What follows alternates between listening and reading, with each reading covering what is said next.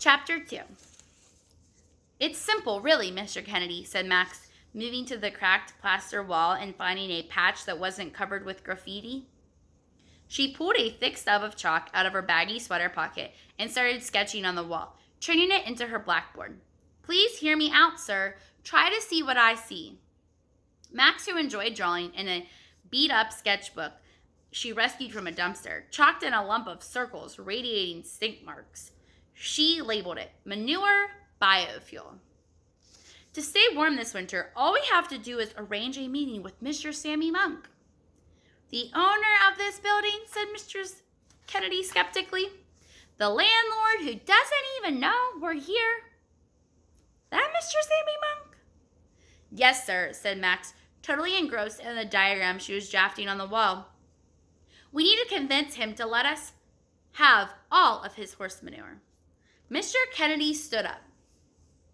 All of his manure? Now why on earth would we want that? Max, it's manure! Well, once we have access to the manure, I will design and engineer a green grass mill for the upstairs apartments. A green what mill?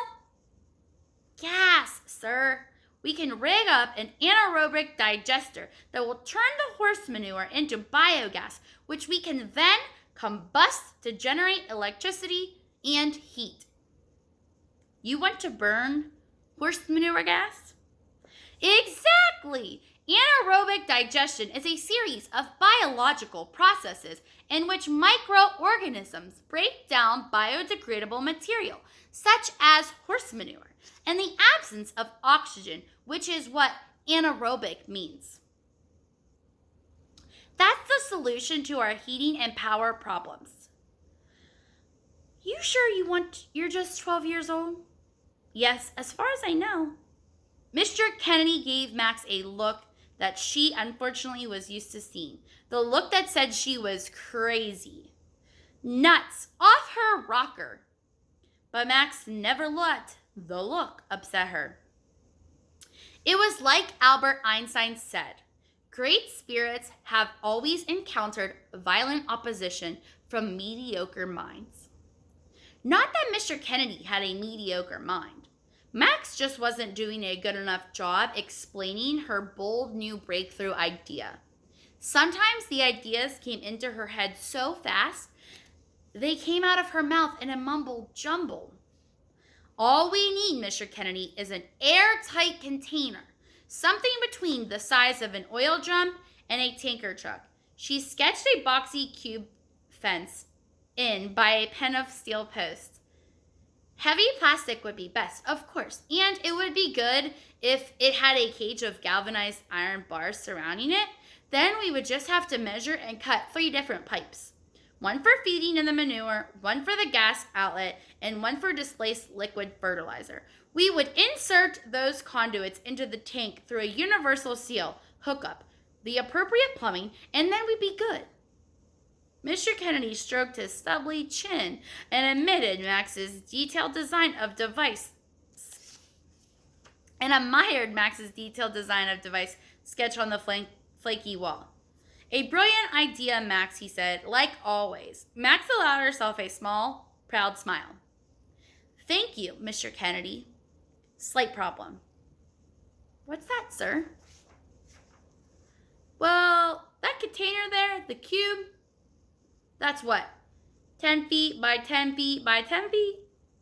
About. And you say you need a cage of bars around it? You also mentioned 3 pipes and plumbing. Then I figure you're going to need a furnace to burn the horse manure gas, turn it into heat. Max nodded. And a generator to spin our own electricity. Right. Won't that cost a whole lot of money? Max lowered her chalk. I suppose so. And have you ever noticed the one thing most people squatting in this building don't have? Max pursed her lips. Money? Exactly. Max tucked the stubby chalk back into her sweater pocket and dusted off her pale, cold hands. Point taken, Mr. Kennedy. As usual, I need to be more practical. I'll get back to you with a better plan. I'll get back to you before winter comes, too. Great, but Max? Yes, sir? Mr. Kennedy climbed back into his lumpy bed and pulled up the blanket. Just don't get back to me before 7 o'clock, okay? And here is her design.